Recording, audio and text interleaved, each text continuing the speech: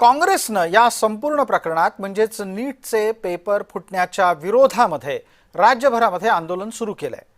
मंगळवारी युवक काँग्रेसच्याकडून नवी दिल्लीमध्ये आंदोलन करण्यात आल्याच्या नंतर हा मुद्दा आता देशपातळीवर युवक काँग्रेसनं लावून धरायचं ठरवलंय। या निमित्तानं महाराष्ट्रात झालेल्या 3 आंदोलनांची चित्र आपल्या समोर आहेत। मुंबई, पुणे, नागपूर इथं युवक काँग्रेसच्या कार्यकर्त्यांनी आंदोलनं केली।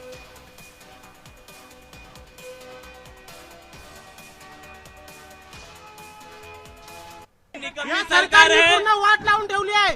जे काही स्टुडंट आहे जेवढं शिकत होते त्या लोकांचे पूर्ण पेपर लीक करून या देशाला काळीज पोचली आहे।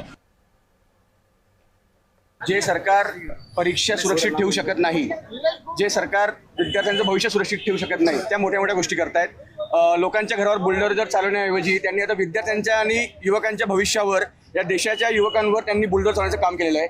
वारंवार त्याच कंपन्या, वारंवार त्याच घटना घडतायत त्या शिक्षण मंत्र्यांच्या ह्याच्यात।